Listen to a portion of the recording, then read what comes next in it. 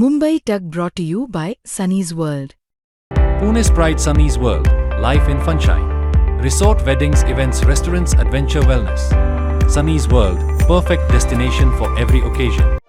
पंतप्रधान नरेंद्र मोदी यांच्या सत्तेची 12 वर्ष पूर्ण झाली आणि त्या निमित्तानं मनसेनं त्यांना शुभेच्छा दिल्या असं किमान पहिल्या नजरेत तरी वाटतंय. कारण बॅनरवर मोठ्या अक्षरात लिहिलंय मोदीजी अभिनंदन. पण जरा खाली नजर गेली की हे लक्षात येतं हे अभिनंदन नाहीये तर राजकीय टोमण्यांचं फुल पॅकेज आहे. मनसेनं मोदींना सर्वाधिक महागाईचा विक्रम, सर्वाधिक पेट्रोल दराचा विक्रम, सर्वाधिक गॅस दराचा विक्रम, सर्वाधिक बेरोजगारीचा विक्रम अशा वेगवेगळ्या कामगिरीबद्दल अभिनंदन केलंय. एवढंच नाही तर एकही पत्रकार परिषद न घेण्याचा विक्रम असा खास उल्लेखही त्यात करण्यात आलाय. म्हणजे बॅनर पाहून जर कोणी फक्त फोटो काढून पुढे गेला तर त्याला वाटेल मनसे मोदींचं कौतुक करतंय की काय.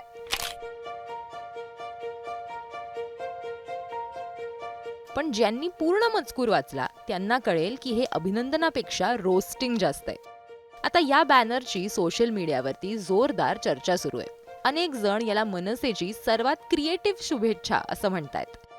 पण फक्त बॅनर लावून मनसे थांबलं नाहीये. त्यांनी थेट सिद्धिविनायकाच्या मंदिरात जाऊन मोदींसाठी आणि भाजपसाठी पूजा सुद्धा घातली आहे.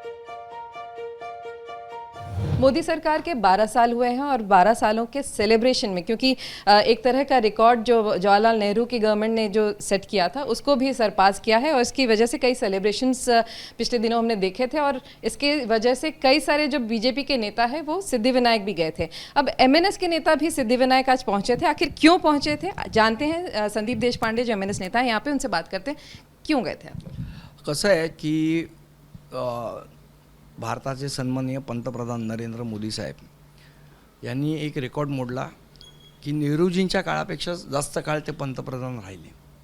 मला असं वाटतं की फक्त हा एकच रेकॉर्ड त्यांच्या नावावर नाही आहे ना, त्यांच्या नावावर अनेक रेकॉर्ड आहेत. एक महत्त्वाचा रेकॉर्ड आहे की आत्तापर्यंत भारताच्या इतिहासात जेवढी नव्हती तेवढी पेट्रोलची प्राईस आज आहे, पेट्रोल डिझेलची प्राईस आज आहे. हा एक रेकॉर्ड आहे. डॉलरची प्राईस आत्तापर्यंत जेवढी नव्हती सर्वात जास्ती डॉलरची प्राईस झाली आहे. हा एक रेकॉर्ड त्यांच्या नावावर आहे. घरगुती गॅस सिलेंडर आहे त्याची प्राईस सर्वात जास्ती आत्ता वाढली. हा एक रेकॉर्ड त्यांच्या नावावर आहे. महागाईचा दर हा सर्वात जास्ती, हा एक रेकॉर्ड त्यांच्या नावावर आहे. बेरोजगारीचा दर, अनएम्प्लॉयमेंटचा दर हा त्यांच्या नावावर आहे, सर्वात जास्ती आहे. आणि सर्वात महत्त्वाचं म्हणजे गेल्या पंतप्रधान पदाच्या काळामध्ये त्यांनी एकही पत्रकार परिषद घेतली नाही. हा सुद्धा रेकॉर्ड त्यांच्या नावावर आहे. तर एवढे मोठे रेकॉर्ड मग एकाच रेकॉर्डसाठी का पूजा करायची? म्हणून आम्ही म्हटलं की आपण या सगळ्या रेकॉर्डसाठी पूजा करू. आणि बाप्पाला आम्ही प्रार्थना केली. गणपती बाप्पा हा बुद्धीचा देव मानला जातो. आम्ही प्रार्थना केली बाप्पाला की बाबा सगळ्यांना चांगली बुद्धी दे, सुबुद्धी दे, सूडबुद्धी देऊ नको. एक चीज़ मैं बस जानना चाहूँगी संदीप जी कि आपकी सरकार, मतलब राज ठाकरे साहब ने भी मोदी सरकार की बहुत मतलब भले ही आलोचना बाद में कर रहे थे लेकिन उसके पहले उनका समर्थन भी किया था काफ़ी कुछ. तो क्या अब उस जहाँ एक तरफ आपको बहुत अच्छाई आपकी पार्टी को दिख रही थी अब सिर्फ बुराई दिख रही है?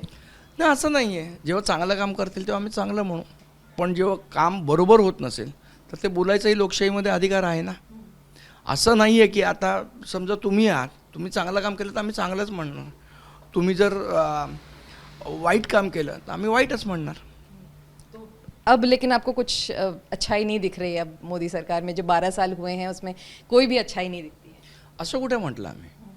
असं जेव्हा तब जब मंदिर गए, जेव्हा चांगलं दिसलं तेव्हा आम्ही त्यांची तारीफ केली की नाही केली है ना. सिंदूर ऑपरेशनच्या वेळेला त्यांनी समजा जर काय चांगलं काम केलं आम्ही त्यांचं करू नका कौतुक, का नाही करणार.